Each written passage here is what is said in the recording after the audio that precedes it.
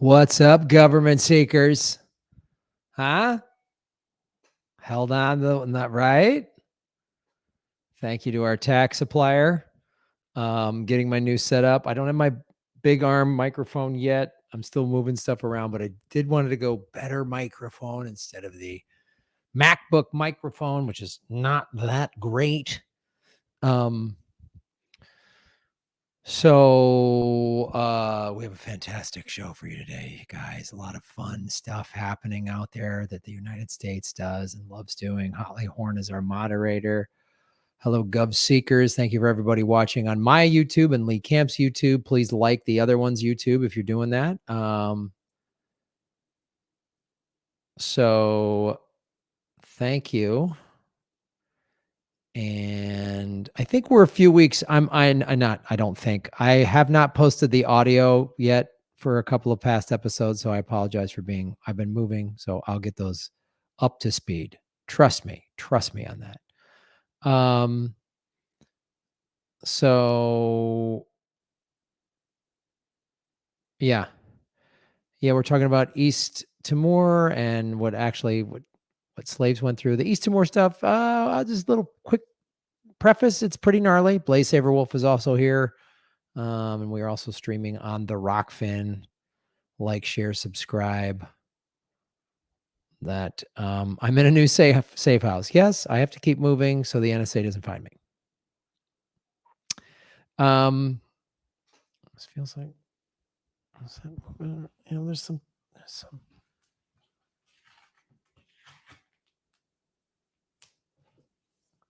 there we go. Take that wrinkle out of there. It's looking better. I hope it sounds good for everybody. Let's do it. Ladies and gentlemen, it's time for Government Secrets with the two most censored comedians in the world, Lee Camp and Graham Elwood. What's up, buddy? Hey, man. I like this intro. It was like NPR. It was nice and cozy. It was nice and cozy. But I do notice you're avoiding the elephant in the room. Is the curtain held up with tax or not? What do we got going there?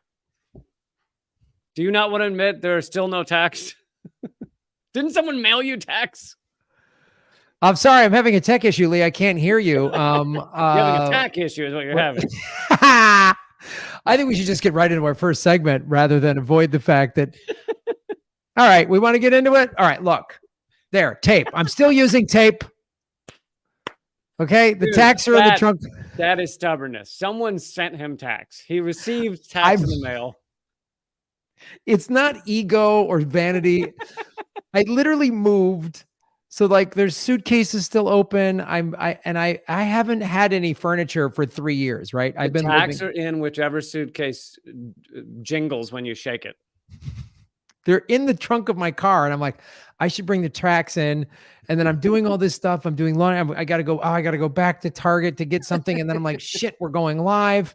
And the tax the tax he can't find yet. The blue tape is, it's actually tied to his belt at all times, ready to go. Yes, I have one of those utility belts.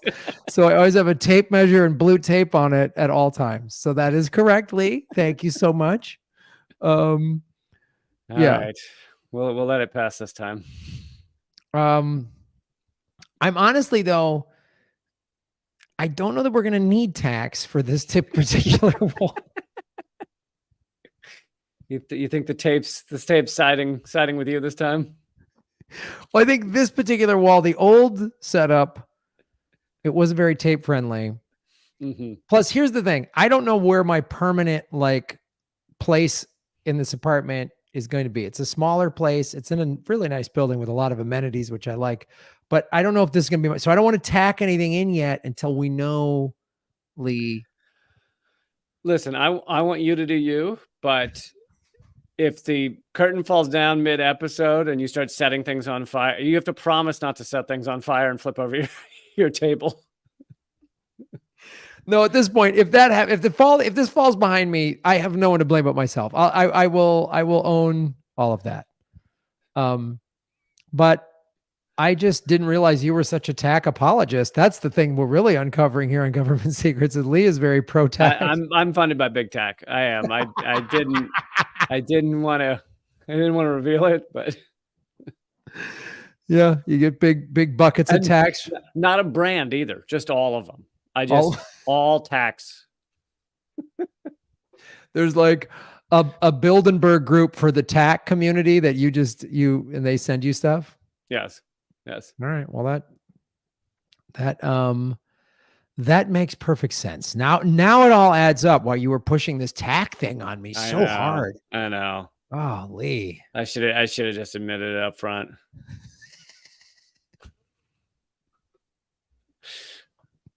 When I hold them up every episode, do you have tax? You know, this segment is sponsored by 3M Tax, the best tax you can ever. You just weave in a tack ad read into every one of your segments. Is that what you just? Yeah. Yeah. Oh, I want to just thank you, Dan, for your comment. He's saying we need you to be the opener for Julian Casablancas and the Voids in Brooklyn around Halloween time. So apparently Dan is in the know, and he knows that several years ago I opened for the Voids on 3 or 4 shows. Thank you for asking. But no, I have not spoken to Julian about opening for those shows, but also opening for bands kind of sucks. So of those 3 shows, one was great. One was mid-level, like the audience tolerated me. And then the third one was the worst hell I've ever seen. So, you know, it's a crapshoot. I love musicians and I love how much they revere our art form, but man, they just don't get that what we do and what they do has to happen in 2 totally different places. I know. I think they like what we do and they kind of like that it's not music. It's like, oh, it's different. And then they have to be shown that it never works. It never works. One of the most famous ones ever was Bill Hicks opening for Tool, because Tool loved Bill Hicks, but apparently, by all accounts, even though they loved watching him, he was bombing every show. Yeah, dude, I've had some. They have to be. They just the music people. They love them to death. I have really good friends that are musicians, and you know, we look at what they do and go, wow, that's so awesome that they're rock stars. And they look at us and go, wow, that's so awesome that they're comedians. And they just have to, because a rock show, any music show, you want the audience like, woo, pumped up. And comedy, you want them excited, but you don't want them yelling out and you know, you want them like focused. Well, the other thing is all the people that are coming for the headline are, you know, band. And if they have another band open for them, then the people like can't be heard. They just like mill around and they go, I don't like this band, but my band's coming up next. But if you're a comedian, then they have the chance to yell shit. Yeah. Yes. Yeah. It's crazy. So, but Dan, you can try and email the Voids and Julian and tell them I should open for the show. You know, just to harass my buddy Julian. But as a good comic, still not gonna still say yes to the gig if it pays. Like, yeah, I'll do it. I'll go, dude. I not with the Voids, but with like some of those colleges I used to do where it was like at noon at a college. It was like, is this enough money for my soul to be torn out and stomped on? And the answer was generally yes. It was like, yeah, you know, $800, $900 is enough to destroy every living morsel of confidence I had in my comedy. Let's do it. Those gigs are always like, I have done so many of them now that I'm just like autopilot. I'm literally going to do this like I'm in my living room, and I'm going to just go after each bit. Pause for laughter that's not there. Pause for laughter that's not there, and then go right into the next one like, oh yeah, another thing that's nuts is this, and just like I can't. I don't. Oh yeah, I know. You guys know how it is. You love it like I do, and they're all sitting there like, why is he talking? They're just on their phones in their cafeteria or whatever, and you're just like, oh, I know we're on the same page here, right? And then no one cares. At the bars, they used to have to put up metal wire to stop beers from hitting the performers, but at colleges, you have to put up metal wire to stop tater tots. So stop getting hit by tater tots. Usually at gigs like that, eventually at some point I would always like try to stop, and then I would just crack and go, guys, I don't care as long as the check clears. Like I don't need you. And that would usually like they'd get a laugh or something. Just I'd like to pause for a moment here to say I'm getting paid whether you hate me or not. Okay, back into the I don't get paid per laugh, so you guys can enjoy yourselves or not. I don't care. And I'm better than you. Thank you so much. Good night. Like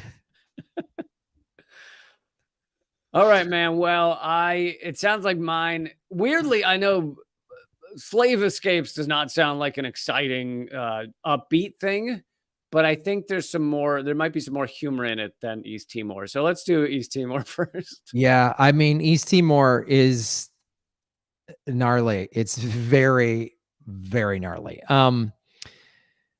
All right, let's do government secret segment number one. These somehow might not be as bad as Lee and Graham doing bomb gigs for moderate money. All right, so there's a couple things. The East Timor thing is a pretty it's like a lot of things. It's a very kind of broad geopolitical thing that involves Indonesia. And we've talked a little bit about how America backed Suharto, which was the brutal dictator of Indonesia.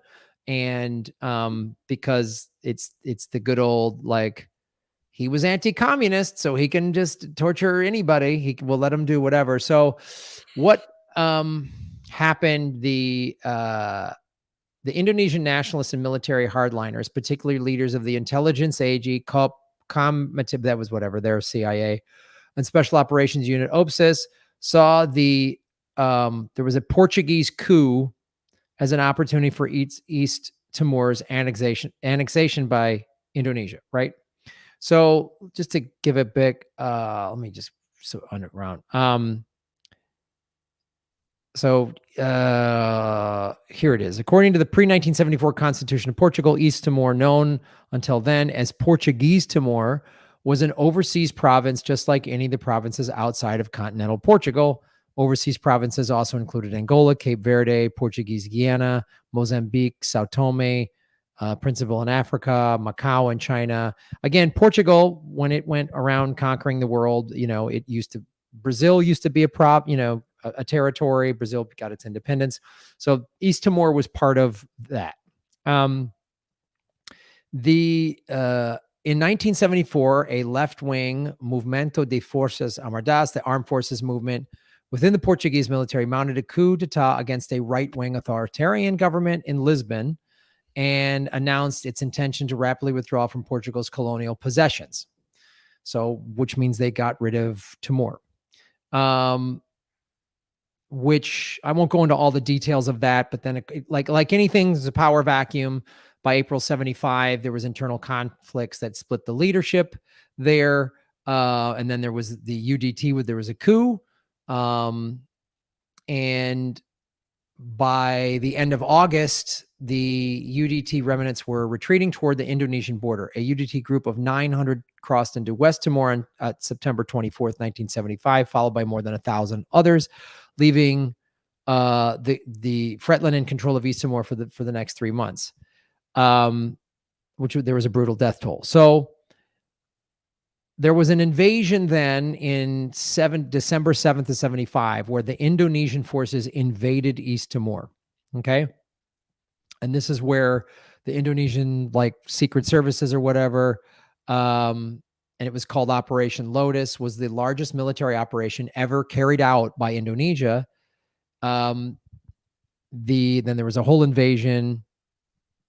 Let me just get into, and then there was basically like a stalemate, and then what was called the final cleansing from 1977 to 78. The Indonesian Navy ordered missile firing patrol boats from the United States. Anything with cleansing in the name is surprisingly not positive. Yeah. Like, it sounds like it's related to cleaning, but Yeah, it is almost always cleansing with regards to that is used in the most like horrific yeah. genocidal terms. It's not like this. It's sponsored by Ajax, which I'm sure if Ajax could make money off of it, they would. So this is what was. There was the final cleansing. The Indonesian Navy ordered missile firing from patrol boats from the U.S., Australia, the Netherlands, South Korea, and Taiwan, and as well as submarines from West Germany. This is in February 1977. So the whole family was involved. And we gave them a bunch of firings and stuff like that. The final solution campaigns involved again, final solution is usually used in very nice, loving terms. So this is 1977. They had plenty of time to stop using the phrase final solution. Yes. They chose not to. They chose not to. This is over 30 years from the end of the last really horrific final solution, but they decided to bring that one back. Right.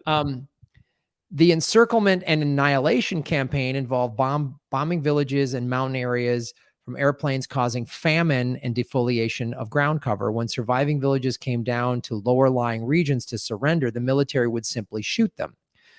Other survivors were placed in resettlement camps where they were prevented from traveling or cultivating farmland. In 1978, the entire civilian population of the Arzabai village near the Indonesian border was killed for supporting Fretland after being bombarded and starved. During this period, allegations of Indonesian use of chemical weapons arose as villagers reported maggots appearing on crops after bombing attacks. The success of the encirclement and annihilation campaign led to the final cleansing campaign, in which children and men from resettlement camps would be forced to hold hands and march in front of Indonesian units searching for Fretland members. When Fretland members were found, the members would be forced to surrender or to fire on their own people. That's a fun tactic. And the U.S. was calling out these human rights abuses throughout, right? Yeah. USA was like, well, we can't let this happen. Right. A lot of mainstream media coverage at the time. Yes. Yeah, okay. There were there's like 1,000 fatalities and 2,000 who died during this occupation campaign from 75 to 78. Then there was the clandestine movement from 80 to 99. But let's really skip to the foreign involvement of the United States, since this is government secrets. So this started under U.S. President Gerald Ford and his administration. East Timor was a piece of little significance. The fall of Saigon in mid-75 had been a devastating setback for the United States, leaving Indonesia as the most important ally in the region. So again, we were in this one war we shouldn't have been in. That if you watch the documentary Fog of War, you'll see how Ho Chi Minh actually thought we would be on the side of him because, he was like, oh, France was a colony that invaded us, just like that and we wanted freedom from them, just like America wanted freedom from the Brits. So America stands for the little guy fighting against the big guy. Yeah. Yeah, always. Always. And here, typical of this show, there's a familiar name about to pop up, Lee. Who do you think it is? 1975. Howie Mandel. Yes, that's when he started doing his comedy career. That was absolutely correct. Okay. He did a great Suharto. Yeah, he did a Suharto impression. Killer Suharto. So funny. Oh, you're so close. In March of 1975, Secretary of State Henry Kissinger approved a policy of silence. Man, that guy gets around. He does. I don't know who's been mentioned more on this show. Is it Dulles or Kissinger? I'm gonna go Kissinger. Yeah, I think Kissinger. For sure. I don't. Maybe this doesn't blow people's mind the way it blows my mind. If anyone's feeling old about being, 40 or over 40, just know that Kissinger was 40 when JFK was killed. Like, to me, that just warps the timeline. How? So he's 100? He's 100. And he's not dead? And he's not dead. The best way I saw it described was like when someone else famous died, like the Queen died. There's a cartoon of Death standing at one of those arcade games with the metal claw, and he's just got and he's like, the Queen, is Kissinger even in this thing? Kissinger is like, I know I'm going straight to hell, so I got to stay on this planet as long as I can. Yeah. So our boy Hank, of course, was all tangled up in this. They approved this policy of silence. And the administration worried about potential impact of U.S.-Indonesian relations in the event that a forced incorporation of East Timor was met with major congressional reaction. So they kept it secret. On October 8, 1975, Assistant Secretary of State Philip Habib told meeting participants that it looks like the Indonesians have begun to attack on Timor. Kissinger's response to Habib was A, oh man, we need to do something about this because human rights violations are happening. B, Hey. I don't know. Or B, I'm assuming you're really going to keep your mouth shut on this subject. Oh, Jesus Christ. That's the quote of Kissinger. Nice. Again, in Wikipedia. This is the quote in Wikipedia. Even Wikipedia was like, they were scrubbing so hard to try and give him a positive article, and they just couldn't. They were like, I don't. Yeah, that's the scrubbed quote. That, you know, that's the first half of the real quote. Yeah, the rest of it is just like, let's eat their babies and set puppies on fire. And they're like, that's too brutal. Just keep the mouth shut part in there. That'll be fine. The day before the invasion, Ford and Kissinger met with Indonesian President Suharto, who might have been Howie Mandel. We don't know at this point. You never can know. You never can know. Documents released by the National Security Archive in 2001 revealed that they gave a green light for the invasion. In response to Suharto saying, we want your understanding if we deem it necessary to take rapid or drastic action in East Timor, Ford replied, we will understand and we will not press you on the issue. We understand the problem you have and the intentions you have. Kissinger agreed. The problem you have being people want to get together and like have a government that supports other humans. Yes. And we understand your just sick psycho need to set everybody on fire because you're Suharto, but we're going to turn a blind eye. And I believe they were also murdering journalists, weren't they? Yes. Yeah. Oh, Suharto also did. This is one of those, like, there's still people missing, that they'll never be found from that era. Yeah. Kissinger said to Suharto, it is important that whatever you do succeeds quickly. Well, at least we stood for something, Listen, if you're going to murder all those innocent folks, just do it quick, okay? I mean, make it quick and clean. I mean, that's the American way. And Lee, do you think that's the extent of just us knowing about it and letting it slide? Absolutely. I do not think we got more involved than that. Wow, Lee, you're going to be just as shocked as I was when I read this. The United States played a crucial role in supplying weapons to Indonesia. There it is. So we just had our asses handed to us in Vietnam, and we're like, let's get into some more business in Southeast Asia that isn't ours. So, yeah, we weren't done. No.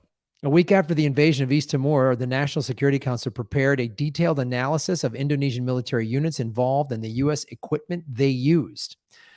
The analysis revealed that virtually all of the military equipment used in the invasion was U.S. supplied. Virtually all. Nice. Virtually all. We had landing craft. We supplied C-47, C-130 that dropped Indonesian paratroopers. We gave them 50 caliber machine guns. The 17th and 18th Airborne Brigades, which led the assault on Timor capital, were totally U.S. map supported. And they were trained by the U.S. The paratroopers were trained by the U.S. while the U.S. government claimed to have suspended new arms sales to Indonesia from December 75 to 76. It's kind of like if you talk someone into murdering someone, you then give them a gun and drive them there, and then when they're caught, you go, "I didn't do anything." I don't know what you did. What are you talking about? The and this is the other good thing about, like, you think, well, those evil Republicans, once Carter got in office, it's subsided. Nothing bad happened under Carter. Nothing. Other than military assistance was accelerated during the Carter administration, peaking in 1978. In total, the United States furnished over $250 million of military assistance to Indonesia between 1975 and 79. Again, So there's two options here of what you want to believe. If you want to believe the most negative version, it's Carter got into office and behind closed doors, he was like, yeah, fucking kill him. If you want to believe the best possible version, it's Carter gets into office and he's like, hey, I know standing up against the military industrial complex and the CIA is not so much good for people's health, for the president's health. So you guys do whatever it is you want to do. yeah, Those are your two options. Either one is criminal. either one is criminal. Like, either one is criminal. Is like, oh, I inherited Ford's mess. Are you going to fix it? No. We're just going to keep the gravy train going, and I can blame Ford. But Yeah. Testifying before the U.S. Congress, the deputy legal advisor to the United States State Department, George Aldrich, said the Indonesians were, quote, armed with roughly 90% of our equipment. We really did not know very much. We really did not know very much. Look, yeah, we gave them a bunch of weapons and $250 million, but we didn't really know what they were going to do with it. I mean, I did not actively cheat on my wife. I just happened to go into a brothel with a fistful of $100 bills. Now, when I came out, those were gone. And then I stood still with my erect penis out, and people just happened to bump into it. Right. They bumped into it. A couple of them jumped on top of it, and unbeknownst to me, I mean, it was nounced to me. It just wasn't. I just wasn't participating, but it was definitely nounced. I mean, my dick definitely nounced. He knew what all was happening. I'll tell you that much. I nounced exactly what was going on. I'm just saying I didn't do it. My dick was all about Nounston that night. I'm telling you that. But I personally was not involved with the Nounsting of my Johnson and said prostitutes, plural. My Nounsting had nothing to do with the end result. There were two 20-something-year-old prostitutes that I was Nounsting for several hours in a hotel room. But I was not aware of any deliberate Nounsting per terms of my contract. So to answer your question, yes, it be nounced. It was not unbeknownst. It be nounced. It be nounced. Yeah. So tonight I'm going to go to a bar and I'm going to nounce the shit out of some ladies.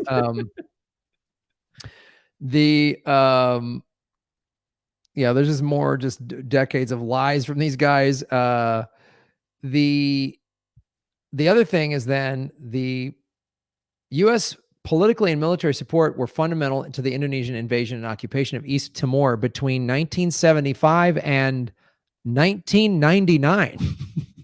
The report stated that the U.S. supplied weaponry was crucial to Indonesia's capacity to intensify military operations from 77 to its massive campaigns to destroy the resistance, in which aircraft supplied by the United States played a crucial role. The Clinton administration officials told the New York Times that U.S. support for Suharto was driven by a potent mix of power politics and emerging markets. Oh, wow. As long as market emerging is the reason, then I guess it's okay that Suharto just butchered his own people because he was a power-hungry psycho. The markets were coming out, man. They were proud. They were saying it loud and proud, those markets. Listen to these more fun quotes. Thank you, Annabelle, for the donation. Oh, Annabelle, thank you so much. East Timor was American Australians, blind eye. Yeah. And Australia was involved as well. Thank you. So listen to this. Suharto was Washington's favored ruler of the, quote, ultimate emerging market, quote, who deregulated the economy and opened Indonesia to foreign investors. Quote, he's our kind of guy, said a senior administration official who dealt with on Asian policy. I was going to say, isn't it funny that even in, what you're reading, which is, it's largely like critical, like to say he's our kind of guy and stuff like that, but it's still using the positive euphemisms. So Yeah. opening to foreign markets is really selling off a country that really belongs to the people. It doesn't belong to the president. It belongs to the people. And it's selling it off to corporations in other countries. So it's theft. It's allowing theft of the country. And yet opening it to foreign markets sounds positive. Sounds like a good thing. And it's also like you're it's theft of the country. You're opening up to foreign markets, but the way you're able to open up to foreign markets is let a just psycho. I'm about to wrap this segment up, but we're going to get to the total number of people that like Suharto. It's staggering, and we let him do this for 25 years. Yeah. Under, was that 5 presidents? Ford, Carter, Reagan, Bush, and Clinton. And things changed a lot with each different president. Sure. Between a Democrat and a Republican, it was night and day. So different. Philip Lechty, a senior CIA officer in Indonesia, stated, quote, I saw intelligence that came from hard, firm sources in East Timor. Those people were being herded into school buildings and set on fire. This is a CIA quote. There were people herded into fields and machine gunned. We knew the place was a free fire zone and that Suharto was given the green light by the United States to do what he did. We sent the Indonesian generals everything that you need to fight a major war against somebody who doesn't have any guns. We sent them rifles, ammunition, mortars, grenades, foods, helicopters, you name it, they got it. None of that got out in the media. No one gave a damn. It is something that I will forever be ashamed of? Dude. The only justification I ever heard for what we were doing was the concern that East Timor was on the verge of being accepted as a new member of the United Nations, and there was a chance that the country was going to be either leftist or neutralist and not likely to vote with the United States and the UN. So again, it was all for money. Like, yeah, it's fucking the CIA, again, this is the thing about this show. We don't really delve in this is, I'm reading a quote from the CIA on Wikipedia. Which is, as we always remind people, the neoliberal history of the world. The most scrubbed, redacted version. Yeah. Literally has just like most articles about Biden are pro-Biden. And there is no English language article for petrodollar. No, this is a neoliberal outlet now. Has a CIA quote saying this is what we did. And this is another report that came out there was a 2,500 page report that came out in January 19th of 2006 that was in the Australian, and it was the UN verdict on East Timor.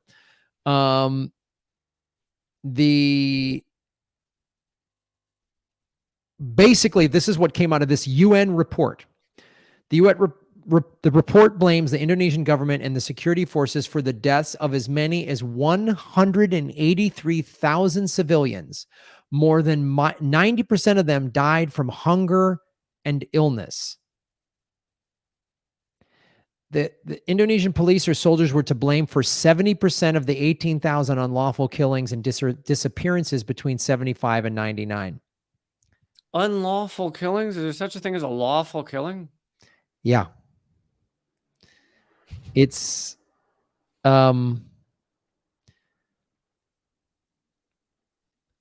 so that's what we helped Suharto do from 1975 to 1999. You're getting to the punchline in a second here, right? And then they all ended up with cakes pushed in their faces. Yeah, and that's when they started Indonesian Disneyland. Yeah, no, it just another U.S. horror show that we either did or supported. And sending arms to them. I mean, and sending arms and weaponry. And then, like the CIA guy said, we knew exactly what Suharto was doing. He yeah, was butchering unarmed people. yeah. And as long as this emerging markets thing was good, we were okay with it. Like we are. Well, and on top of that, we just in general, the U.S. government likes dictators. They like far right leaders. Those are the ones that are generally almost always willing to sell off the country, just open for corruption, open season for corruption. So if the U.S. doesn't like something they're doing, they can just buy them off. So the U.S. again and again and again throughout history, even when we're not helping them murder people, is supporting right-wing dictators. Yes. And they know, and these dictators are so easily bought and paid for because it's like, hey man, we need you to open up the markets. Can I kill a bunch of people? Sure. just deregulate stuff for the markets, and it's just like, it's crazy. Yeah. So thank you, Cobb fan, for the donation. And yes, you asked if I performed sexual favors for Google for it to happen. There was some Google diddling. Yes, I diddle Google. I had to let Google announced my Johnson in order to get my super.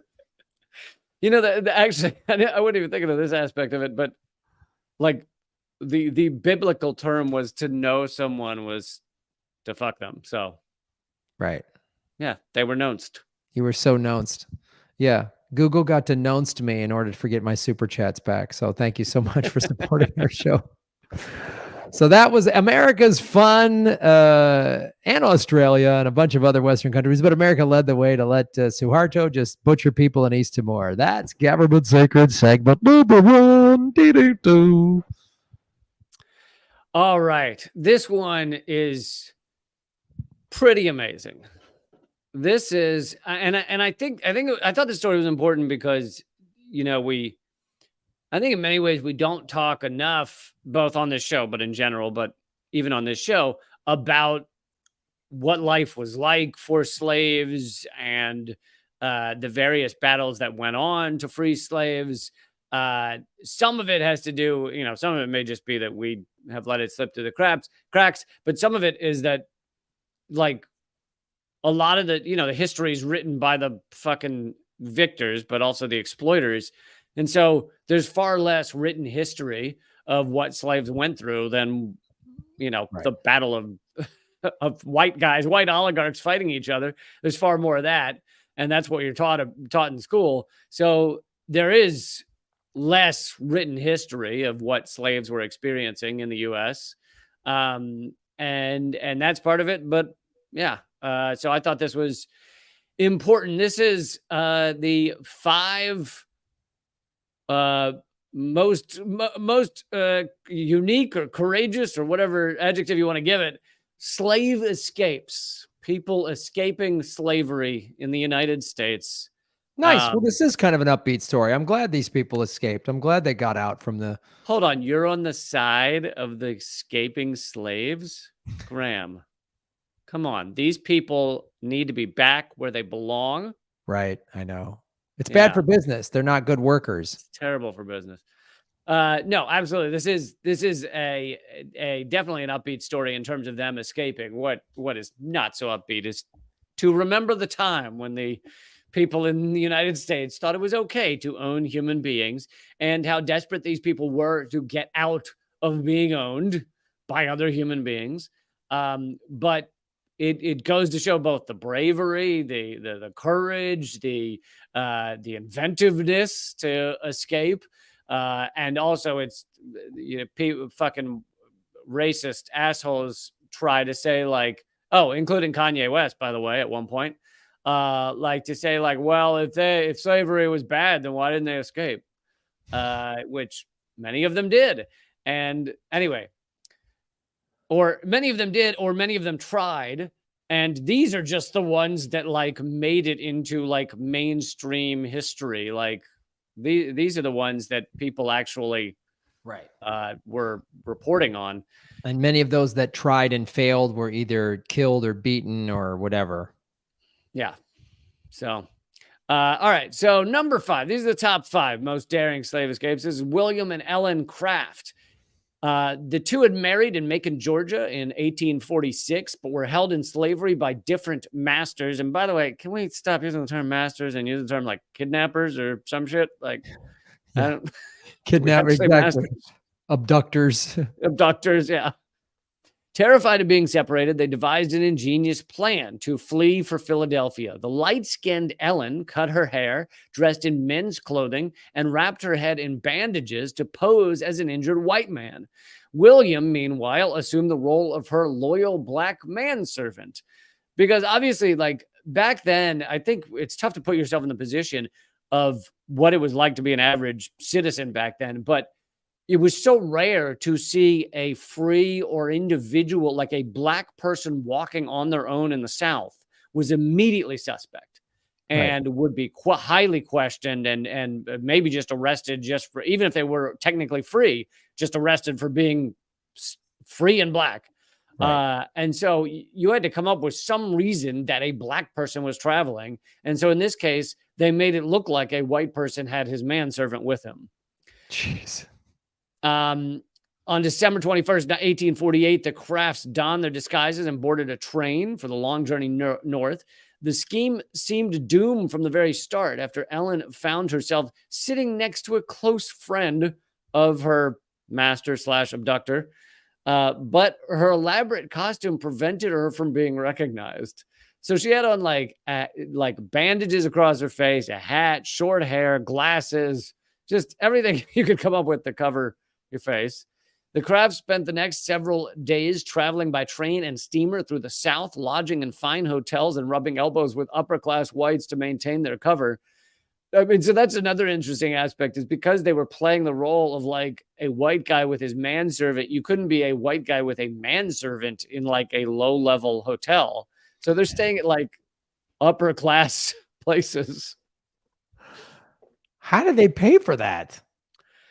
That's a great question. I assume they must have had supporters. I mean, so there was a large network of those trying to help people flee slavery, but getting access to that wasn't always easy. It's not like you could walk onto the plantation and say, "Hey, I'd love to help you all escape. How's that going to work for you?" So I don't know how they got access to it, but since she could not read or write, though, Ellen placed her arm in a sling to avoid signing tickets and papers, but her ruse was nearly found out when a Charleston steamer clerk refused to sell the pair their tickets without a signature. Luckily for the Crafts, the captain of their, and we should add in here that it was like illegal and all efforts were made to stop slaves from reading and writing. So it wasn't just a coincidence you couldn't read and write. There had been a long effort to stop slaves from reading and writing. Luckily, that this was happening, the captain of their previous ship happened to pass by and agreed to sign for her. So he was like, "Oh, you mean this wealthy white guy? He was on my ship, so I'll sign them." The Crafts arrived in Philadelphia on Christmas Day and were sheltered by abolitionists before continuing on to Boston. Fearing capture, the couple later set sail to England, where they wrote a popular account of their escape and raised a family. So the reason we even know about this is because they ended up writing about it. Good Number that they did 4. Harriet Jacobs. Born into slavery in North Carolina, Jacobs spent her teenage years living in fear of a cruel master / abductor who refused to let her marry and made repeated and increasingly brutal sexual advances towards her, which was quite common back then. Jefferson. When the harassment continued even after Jacobs had 2 children by another man, she resolved to break for her freedom. In 1835, she fled her plantation and briefly hid in a friend's house, knowing her chances of making it to the North were slim. And another thing that I think I didn't really think about as a kid, even when I knew there was slavery, is like even if you wanted to walk, let's say you had the food and water and everything, you wanted to walk to the North. you just can't be a black person walking around. Like, so getting to the north is incredibly difficult. Yeah. So knowing her chances of getting north were slim, she holed up in a small attic crawl space in her grandmother's home. The rat-infested room was tiny, only 9 feet long and 7 feet wide, with a sloping ceiling that never reached higher than 3 feet, so she couldn't stand up. And Jacobs later wrote that it offered no admission for either light or air. Nevertheless, she would spend an astonishing 7 years living in the coffin-like space, watching her children play in the yard through a peephole, and only leaving for brief periods of nighttime exercise. God. I mean, that's like the full-on Anne Frank story, Yeah. except we never got to read a book. We were never told to read a book in every classroom across America about this woman. Jacobs finally made her escape to the north in 1842 after a friend helped her secure passage on a boat. From there, from Philadelphia, she proceeded to a train in New York and reunited with family members. She spent the next few years working in New York and Boston, but remained weary of being captured by her former master. Because if you were captured by your abductor back then, even if you were in the north, they could still ship you back south. Mm-hmm. So she was weary of being captured until friends helped arrange her purchase. Jacobs later became an influential abolitionist and published a searing account of her ordeal called Incidents in the Life of a Slave Girl. Wow. So talk about fucking tenacity, courage, all of those things. She's living in a coffin for 7 years. It's like, and again, it is a government secret. Like, yeah, it's good we studied Anne Frank, but why can we also not study this that actually happened in our country? You know, like, and these harrowing stories, and also learn the whole story. The people that helped her, like the whole, give us the whole. I just want to know the truth, man. That's it. I just want to know the truth. I want to know who did what, who was good, who was bad, who helped, who was kind of good, kind of bad. I want to just tell me the whole thing. No, because they don't want to tell. I mean, that's what our whole show is about. They don't want to tell people the truth about America. But if you grew up as a kid, they don't want you to have both the good and the bad. There are obviously a lot of good people over the history of the United States, but you also should be taught about the woman who felt that it was better. She had more freedom living in a coffin all day, every day for 7 years than she had walking around in the southern United States. And it's like, you should learn that too. Yes. Yes. Number 3, Robert Smalls. His incredible fight to freedom began in 1862 when he was working as a wheelman aboard the Confederate steamer CSS Planter in South Carolina. So there were many blacks working for the Confederate war effort because they were essentially slaves or didn't feel they were free to leave in one regard or another. And so it's not that unusual to hear of black people that actually were working for the Confederacy. When the Planter's white crew took unauthorized shore leave in the early hours of May 13th, Smalls and several accomplices sprang into action. After commandeering the ship, the slaves picked up their families at a rendezvous point and steamed into Charleston Harbor with Smalls at the helm, disguised in a captain's coat and hat. And you got it, the bravery, the fucking balls of this one. I mean, this guy would be hanged for treason if he were caught stealing a ship belonging to the Confederacy while when the white people had left the ship. But that possibility was worth the risk because he wasn't free and couldn't see his family. Yep. Smalls knew both the ship and the mine-infested harbor like the back of his hand, and he was able to give the proper signals to win safe passage by Fort Sumter. Once out of the Confederate guns' firing range, he poured on the speed and made a mad dash for the Union blockade. Arriving under the white flag of surrender, the crew of runaways joyously offered up their ship, to the first U.S. Navy vessel they encountered. "Good morning, sir," Smalls shouted to the astonished captain. "I have brought you some of the old United States guns, sir." So, just presented him with this ship. It was like, yeah, we're on your side now. Nice. Smalls later helped recruit as many as 5,000 blacks for the Union war effort and served as the pilot and then later the captain of the Planter after it was refitted as a U.S. Navy vessel. After the war, he returned to South Carolina, bought his former master's house. I love that. And went on to serve several terms in the U.S. House of Representatives. Bought his former captor's house. Why don't we know this? Why am I now at this age learning about this for the first time? Totally. What a fucking badass. I mean, there's no greater middle finger. Where's the Hollywood movie on this guy? Where are the Public Enemy lyrics? Like Public Enemy didn't even know about this. Like no one knew about this. Like NWA didn't even do a song about this. Yes.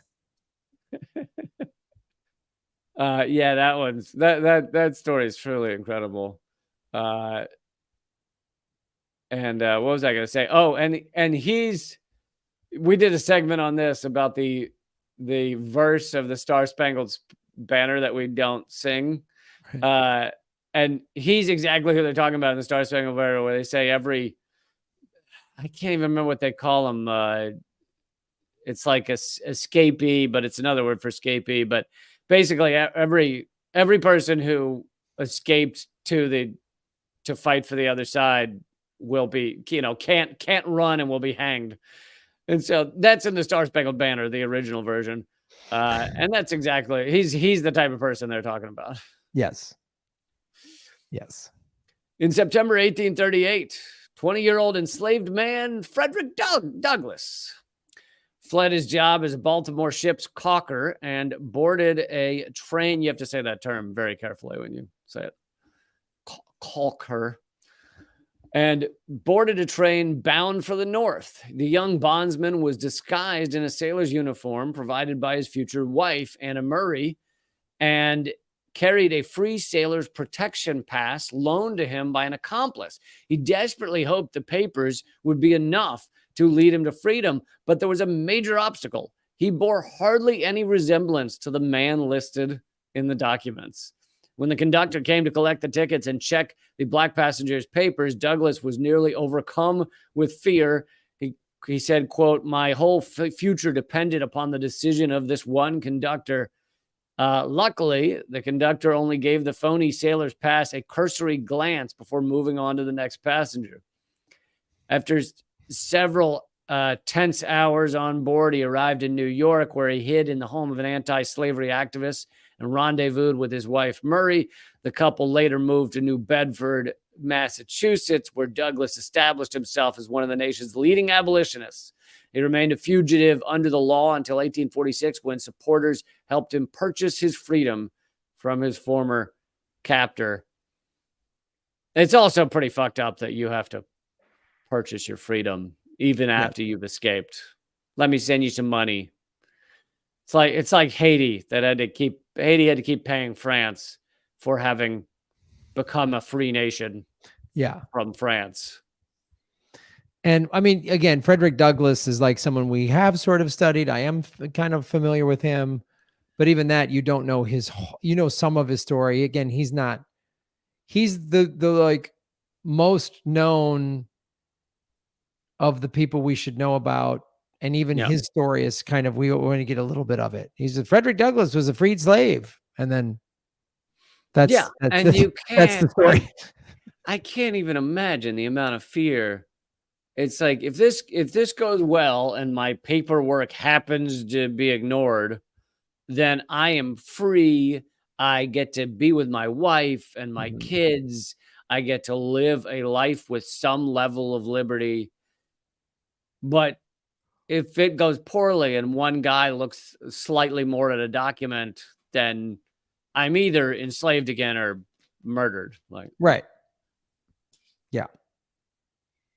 All right, we are now at number one. Number one, the top escape from slavery. This is from history.com, by the way. Henry Brown, and this one is so insane. After his wife and children were sold and shipped away to another state in 1848, which that's another thing that was not taught to us in schools. Like I grew up in Richmond, Virginia, so I had the Southern version of history, and they would devote like one page to the fact that slavery was a thing. But it was just a whole other level of gruesome. I mean, not other level, but it was just adding gruesome to gruesome. The fact that you're not just a slave, but we're going to rip apart your family. Yeah. Like, it's just unbelievable. So his wife and child are sold in 1848. Henry Brown in Virginia resolved to escape slavery by any means necessary. With the help of a free black man and a white shopkeeper, he hatched a plan to ship himself from Richmond to Philadelphia in a wooden crate. In March 23rd, 1849, Brown wedged himself into a 3 by 2 foot box labeled dry goods. And I've seen a photo of what this would look like. And it's like knees against chin, like tight, like can't turn around, can't move. This is not it's not like a large box where he can just like spin around. This is jammed in there. Settled in for the long journey via wagon, steamboat, and railroad to the home of abolitionist James Miller McKim. And also all the other white abolitionists we should know all their names too. Yeah. But of course we don't. He only had a few biscuits and some water as supplies. And during one leg of the trip, his crate was placed upside down on the deck of a steamship. Brown was left sitting on his head for 90 minutes, his eyes swelling as if they would burst. He nearly passed out before 2 unsuspecting passengers flipped the box over in order to sit on it. What? So he basically lucked out that he people happened to flip the box over in order to sit on it. Like otherwise he would have been unconscious. And I suppose you could die with being upside down for long enough, but Brown arrived safely in Philadelphia after 27 grueling hours inside the cramped confines of the box. His incredible story made him a minor celebrity in New England, but he was soon forced to flee the country after the passage of the Fugitive Slave Act of 1850. So in 1850, they passed a law basically saying, no matter whether you're free or not, we can grab you anywhere and ship you back to where you came from. Wow. He became known as Box Brown, and he later spent several years in Great Britain hosting a stage act that documented his escape. He eventually returned to the U.S. in 1875 and worked as a magician. As part of each show, he would climb into the same wooden crate that had once carried him to freedom. Well, I'm glad the guy got free, and then I'm glad how he got free became a really good nightclub act. I'm very glad he ended up being a great nightclub act. I mean, it is justice that the thing that got his freedom then made him money. You know what I mean? Like he had to endure this awfulness being a slave. He had to live in this box to get out, and then that box became his like payday. I hope he made good money, man. I really hope he made good money doing that show. Dude, totally. But I mean, totally incredible. But like he could have died, but also if he were found at if anyone was like, this box seems like it's an odd weight, like this box seems to be grunting. Well, that's the thing with all these stories is they got out just that much. And you think these are the people that got out. So how many people had some plan like these 5 people that got out, and then it broke the other way. Somebody, what's this box? And they opened it and had no one, and they would have made it, but then they got caught. Like, or just the numbers who figured they'd make a run for it. And then they get to the farm next door and that guy reports them or, takes them by gun or whatever.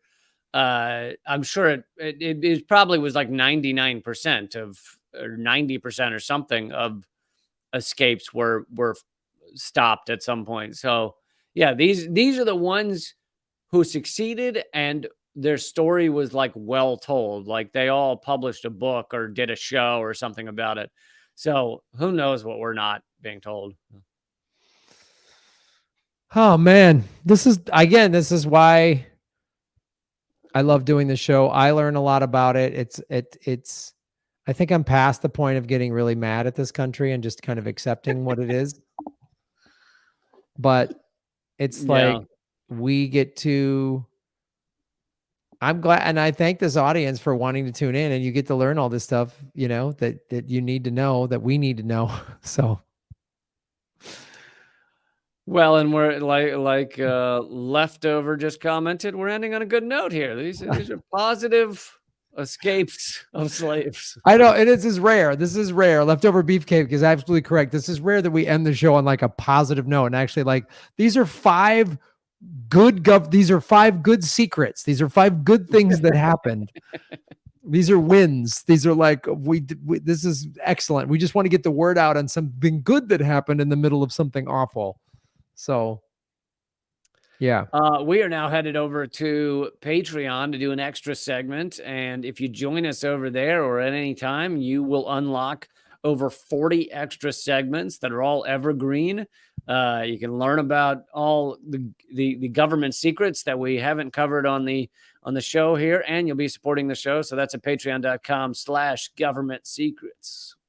Yes. And I will be doing a comedy show in El Salvador in November at the Adopting Bitcoin Conference. It's November 7th through the 9th. The comedy show is November 8th. Has Bitcoin been orphaned? Yeah, yes. We're trying to find Bitcoin a home. We're trying to find adopters. Yeah, we're trying to find it in a home with the United States Federal Reserve.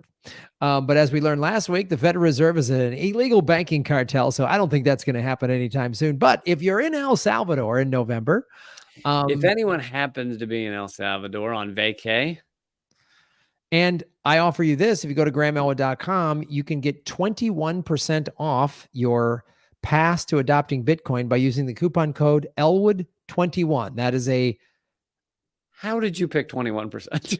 I did not pick it. This is a Bitcoin Easter egg, dude. This is for Bitcoiners because there's only ever going to be 21 million Bitcoin ever made. So that's why. So everything's, yeah. Because I was like, how about 20% off? And they said, how about 21%? I was like, oh, I love it. So Elwood21, go to GrahamElwood.com. Cool. Oh, thank you, Minty Fresh, for the donation. Minty Fresh says, love everything you guys do. Great rapport, vibe, and shocking info. Yes, indeed. Thank you. What were you? I forget. Do you know what we're talking about on Patreon? Is there a tease? Well, we always do This Week in Government Secrets on Patreon, so we'll be covering some stuff that happened the week of September 20th. And again, if you join right now, you get all the back catalog. Patreon.com/government secrets. So we're going to go over there in a couple of minutes. Lee, anything else for you to announce? Last thing I'll announce is I have another live comedy hour, Zoom comedy hour. You can attend from anywhere in the world. This is a brand new hour from last month's hour, and it's October 14th. And you get those tickets at leecamp.simpletix.com, or you can also find it on my Twitter, but leecamp.simpletix.com. Awesome. All right, everybody. Thank you so much. This has been Government Secrets, episode 135. America helps out East Timor, and some good news with slave escapes. Later, man. Later. Thanks, everybody. And thank you to Dave Bird for the tip over on Rockfin as well. We'll see you over on patreon.com/Government Secrets. Thanks, everybody. Thank you to Holly Horn. Thank you to Blaze Saver Wolf, our moderators. And thank you, everybody in the chat.